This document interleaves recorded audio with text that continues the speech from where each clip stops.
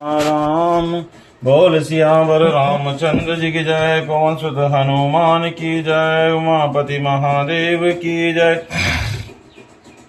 कही न जाय कछु हृदय विषादु, मनहु मृगी सुन के हरिनादु। नयन सजल तन थर थर कापी, माजहि खाय मीन जनु पापी। धरि धीरज सुत बदनु निहारे, गद गद बचन कहति महतारी। तात पितै तुम प्राण प्यारे, देखि मुदित नित चरित तुम्हारे। राजु देन कऊ शुभ दिन साधा, कहेहु जान बन के अपराधा।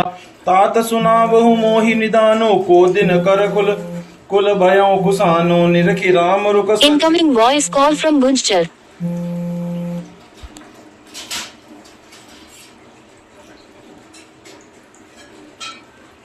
सचिव सुत कारण कहे बुझाए। पुनि सुनि प्रसंग रही मूक जिमी, दशा बरन नहीं जाए। सियावर राम जय जय राम।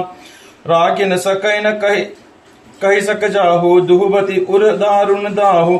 लिखत सुधाकर गा लिखि राहु, विधि गति वाम सदा सब काहु। धर्म स्नेह उभय मति घेरी, भय गति साप चुचुंदरी केरी। राखो सुतई करो अनुरोधु, धर्म जाय अरुबंधु विरोधु। कहू न जान बन तो बड़ हानि, संकट सोच विवश भय रानी। बहुरी समुझितिय धर्म सयानी, राम भरत दो सूतम जानी। सरल सुभाव राम महतारी, बोली बचन धीर धरि भारी। तात जाऊं बलि किने होनी का, पितु आयसु धर्म कटीका। राजु देन कही दिन बनु, मोहि न सुदुख श्लेषु।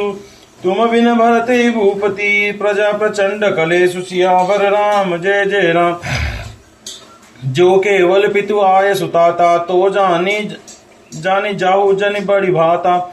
जो पितु मात कहे बन जानी, तो कानन सत अवध समाना। पीतु मन बन देव मातु बन देवी, खग मग चरण सरोरु हृदय सेवी। अंतः उचित न पहु बन बासु, भय बिलोक हित होय हरासु। बड़ भागी बनु अवध अभागी, जो रघुवंश तिलक तुम त्यागी। जो सुत कहो संग मोहिले हूँ, तुमरे हृदय होय संदेहु। पूत परम प्रिय तुम सब ही के, प्राण के जीवन जी के। ते तुम कहो मात बन जाऊं, मैं सुनि बचन पेटी पछताऊं। बोल सियावर रामचंद्र जी। हृदय का विषाद कुछ कहा नहीं जाता, मानो सिंह की गर्जना सुनकर हिरनी विकल्प हो गई हो। नेत्रों में जल भर आया हो, शरीर थरथर कांपने लगा, मानो मछली माजा खाकर बदहवास हो गई हो।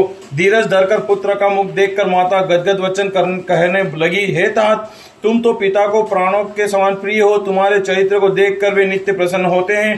राज्य देने के लिए उन्होंने ये शुभ दिन शोधवाया था, फिर अब किस अपराध से वन को जाने को कहा। हे तात, मुझे इसका कारण सुनाओ।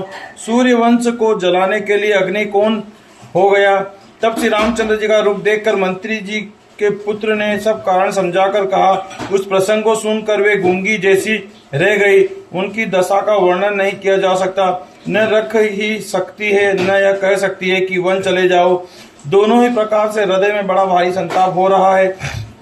विधाता की चाल सदा सबके लिए टेढ़ी होती है। लिखने लगे चंद्रमा और लिख गए राहु। धर्म और स्नेह दोनों ने कौशल्या जी की बुद्धि को घेर लिया। उनकी दशा सांप छचुंदर की सी हो गई। वे सोचने लगी कि यदि मैं अनुरोध करके पुत्र को रख लेती हूँ तो धर्म जाता है और भाइयों में विरोध होता है। यदि वन जाने को कहती हूँ तो बड़ी हानि होती है। इस प्रकार धर्म के संकट में पड़कर रानी विशेष रूप से सोच के वश हो गई। फिर बुद्धिमती कौशल्या जी स्त्री धर्म को समझकर और राम और भरत दोनों पुत्रों को समान जानकर सरल स्वभाव वाली श्री रामचंद्र जी की माता बड़ी धीरज धरकर वचन बोली, हे तात, मैं बलिहारी जाती हूँ। तुमने अच्छा किया। पिता की आज्ञा का पालन करना ही सब धर्मों का शिरोमणि धर्म है। राज्य देने को कहकर वन दे दिया, उसको मुझे सेल मात्र भी दुख नहीं। तुम्हारे बिना भरत को, महाराज को और प्रजा को बड़ा भारी क्लेश होगा। हे तात, यदि केवल पिताजी की आज्ञा हो तो माता को बड़ी जानकर वन को मत जाओ, किंतु यदि पिता माता दोनों वन जाने को कहा हो तो वन तुम्हारे लिए सैकड़ों अयोध्या के समान है। वन के देवता तुम्हारे पिता होंगे, वन देवियां माता होंगी, वहां के पशु पक्षी तुम्हारे चरण कमलों के सेवक होंगे। राजा के लिए अंत में तो वनवास करना उचित ही है। केवल तुम्हारी अवस्था देखकर हृदय में दुख होता है।